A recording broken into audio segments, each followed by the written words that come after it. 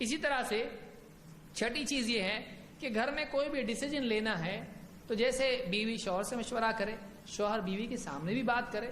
اگر بہت بڑا مشورہ، مثلا رشتہ ہے، بچی کے لیے رشتہ آیا ہے اور باپ ماں کو ہی نہیں بتا رہا ہے، بتائیے، یعنی اتنا بڑا ڈیسیجن خود لے لیا اور بیوی کو نہیں بتایا اپنی، کیسا ہوگا؟ اس کو کتنا خراب لگے گا، میری بیٹی ہے یہ، آپ مجھ کو بتا رہی ہیں اور فیصلہ لے رہے ہیں، آپ ہاں بول دیے ادھر.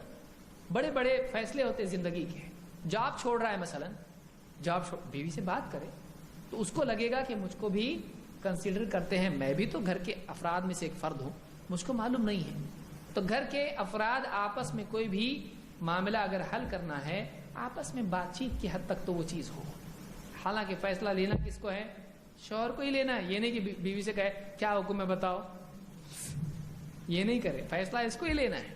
لیکن بیوی کو اس لائق تو سمجھے کہ اس سے کم رائے تو لے لے. بعض اوقات بیوی ایسی رائے دیتی ہے جو بہت قیمتی ہوتی ہے، بلکہ اکثر اوقات دیتی، کیونکہ وہ گھر کے اندر ہی سوچتی ہے، گھر کے حساب سے سوچ کے بولتی ہے. عورت بہت سینسیٹیو ہوتی ہے اپنی فیملی کے بارے میں، وہ سب کچھ سوچ کے بولے گی گھر کے اعتبار سے. آپ باہر کے حساب سے سوچ رہے ہیں، آپ گھر کے حساب سے بھی سوچیں گے، گھر کے معاملات کے اعتبار سے وہ سوچ کے، تو اب دونوں کی رائے مل کے ڈیسیجن لینا آسان ہو گیا ہے.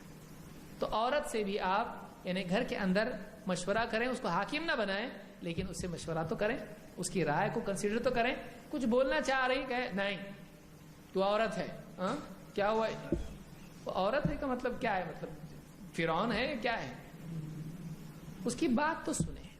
اللہ کے نبی صلی اللہ علیہ وسلم نے خود حضرت خدیجہ کی بات سنی، کہا کہ چلیے میں آپ کو لے جاتی ہوں. کہاں لے جاتی ہوں؟ ورقہ بن نوفل کے پاس.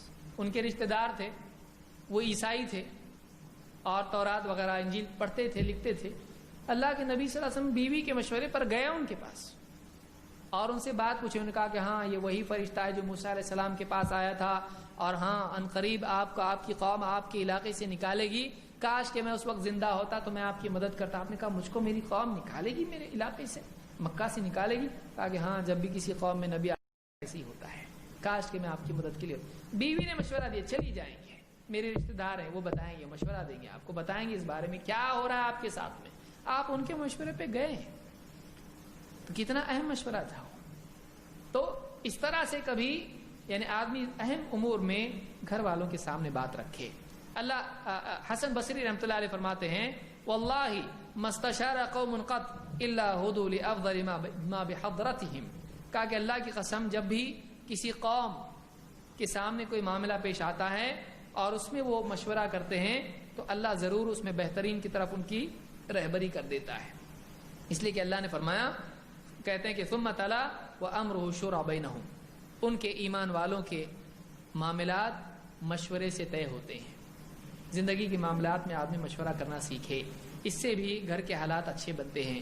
الادب المفرد خاص طور سے بیٹی کے سلسلے میں بہت سارے مشورے بیوی کے ساتھ بھی مل کے کرنا چاہیے. شادی کی ڈیٹ ہے، باپ نے اپنے طور پر طے کر دی، بعد میں معلوم پڑا بچی کی ڈیٹس اسی میں آ رہی ہیں، کیا کریں گے آپ بتائیے؟ ماں سے پوچھتا نا.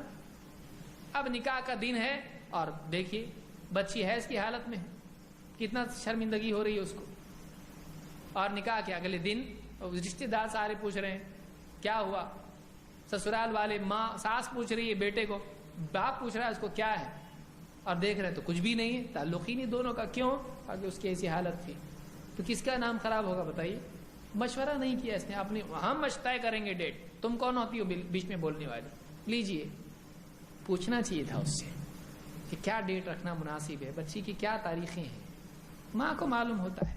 کئی اہم مشورے ہوتے ہیں جس میں عورت سے پوچھنا ضروری ہوتا ہے. تو یہ چیز ہونا چاہیے.